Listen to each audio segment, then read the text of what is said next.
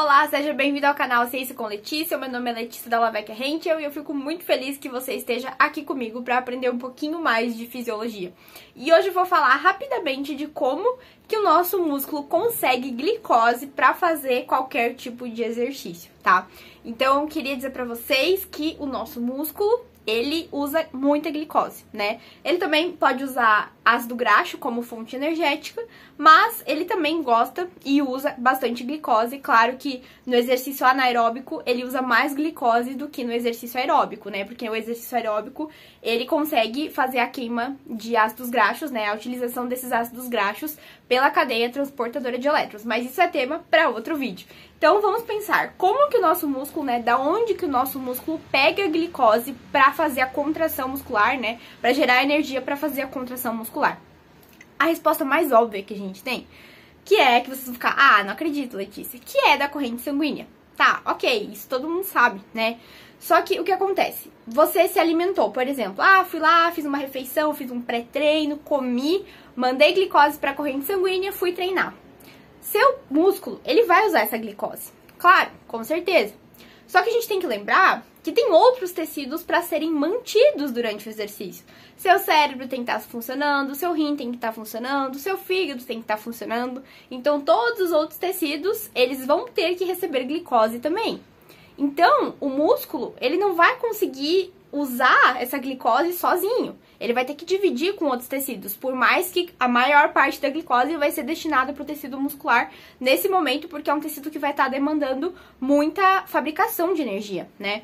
Então, a gente tem que lembrar que outros tecidos vão ter que sobreviver enquanto você tá ali sofrendo no seu treino de perna, né? Então, da onde, né, que o nosso músculo vai tirar essa glicose para fazer a produção de energia, seja via glicólise, seja utilizando a fosforilação oxidativa lá na mitocôndria? Bom, essa glicose pode vir de duas fontes, tá? Ela pode vir do glicogênio, tá? O que é o glicogênio, Letícia? Glicogênio é um polissacarídeo, ou seja, é um grande açúcar, tá? Um grande carboidrato de armazenamento, tá? E o que acontece? Quando a gente faz uma refeição, o excesso de glicose que a gente ingere nessa refeição, primeiramente vai ser armazenado nos músculos e no fígado na forma de glicogênio.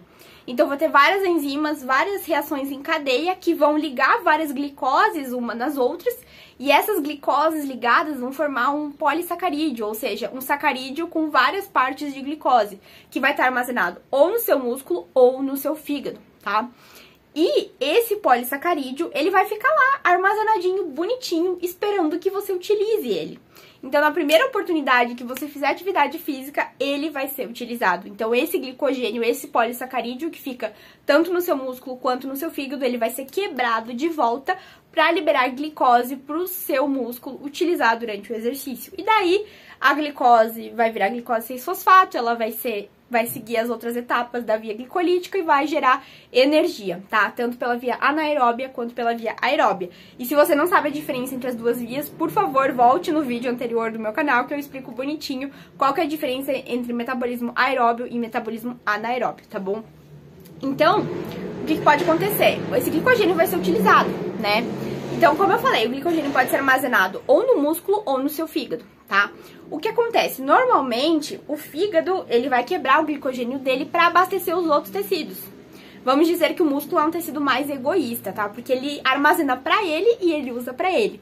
Enquanto que o fígado, ele armazena glicogênio e ele libera essa glicose na corrente sanguínea aos poucos para que todos os tecidos sejam abastecidos com essa glicose. Então, o músculo é mais egoísta e o fígado é mais parceiro, vai ajudar todos os outros tecidos a serem abastecidos, tá? Isso a gente fala também de quando a pessoa tá em jejum, tá?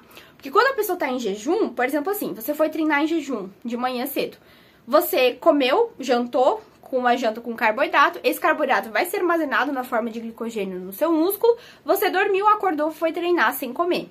Esse glicogênio vai ser utilizado, tá? Tanto o glicogênio muscular quanto o glicogênio hepático vai ser quebrado para aumentar a glicose na corrente sanguínea para que abasteça todos os tecidos, incluindo o seu tecido muscular, tá? Então, isso acontece também em jejum, mas também quando a gente está alimentado, vai ser gasta, claro, a glicose que já está na tua corrente sanguínea, mas também vai ser quebrado o glicogênio para ser utilizado ali, tanto pela via glicolítica quanto pela via aeróbica, tá? E qual que é a outra fonte de energia? A outra fonte de glicose. A gente tem um processo chamado de gliconeogênese. O que essa palavra quer dizer? Glico vem de glicose, neo vem de novo e gênese é formação. Então, é a formação de uma nova molécula de glicose, tá? Então, esse processo chamado gliconeogênese, também chamado de síntese é produção, né? Então, síntese de novo de glicose, ela é feita no fígado, tá? Principalmente no fígado. O que acontece? O fígado, ele é um tecido responsável por manter a homeostasia da glicose. O que significa homeostasia da glicose? Significa manter aquele valor relativamente estável de glicose na sua corrente sanguínea, tá?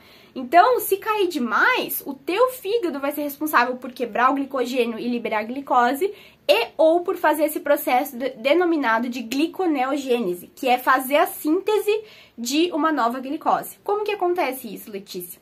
Lembra lá que você tem aminoácidos, né, no seu organismo? Você também tem a via glicolítica, né? A via glicolítica, ela quebra a glicose a piruvato, se você lembra disso. O piruvato, ele pode ser convertido de volta em glicose, tá? E isso acontece no estado de jejum. Porque em jejum, você não tá ingerindo nada, você não tá consumindo carboidrato, você tá em jejum, certo? Então, seu corpo vai ter que tirar de algum lugar a glicose para que mantenha aquele valor basal na sua corrente sanguínea, porque senão seus tecidos não vão sobreviver, tá? Então, esse processo de gliconeogênese, o que o fígado faz? Ele pega o piruvato ou pega aminoácidos, enfim, doadores de carbono de maneira geral, e ele vai transformar de volta esses compostos em glicose, tá? E vai liberar essa glicose na corrente sanguínea. E isso também pode abastecer tanto os seus tecidos periféricos, incluindo o tecido muscular, tá? Então, isso pode acontecer. E outra coisa, né, que não é necessariamente uma fonte, mas é uma coisa muito legal que acontece, é um negócio chamado de ciclo de Cori. O que é o ciclo de Cori? Se vocês lembrarem, no músculo, a gente tem, muitas das vezes, um metabolismo anaeróbico, certo? Você tem a glicose, ela é quebrada a piruvato, o piruvato, por meio da enzima lactato desidrogenase, vai formar lactato, tá? Que é o ácido lático que a gente chama. O lactato, ele vai ser jogado na corrente sanguínea, vai circular, vai chegar até no fígado. No fígado, ele vai captar esse lactato e vai transformar de volta em glicose. Então, lá no fígado, esse lactato vira glicose de volta e o fígado manda essa glicose pro músculo para ele poder utilizar. Como isso forma um ciclo, é chamado de ciclo de Cori. Dá uma pesquisada aí depois, é um ciclo bem interessante, porque faz com que o músculo utiliza a glicose, metaboliza o lactato é reaproveitado pelo fígado, transformado em glicose de volta e assim é levado para o músculo. Então, assim, é um ciclo bem interessante, assim, que vai fazer também o músculo ser abastecido de glicose durante o exercício, tá bom? Se você ficou com alguma dúvida, deixa aqui nos comentários. A fonte que eu utilizei foi a bibliografia de Fisiologia Integrada de Silverthorne, tá? E uma coisa interessante, né, só para fechar o vídeo de uma curiosidade, é que o tanto de glicogênio que você armazena no seu músculo e no seu fígado, ele conseguiria, né, te manter em média numa corrida de 32 quilômetros em jejum. Eu achei isso fantástico, isso também tá lá no livro, se vocês quiserem consultar, tá lá no livro na bibliografia, né, que é Fisiologia Integrada de Silverthorne, tá bom? Um beijo, gente, obrigada e até a próxima, tchau, tchau!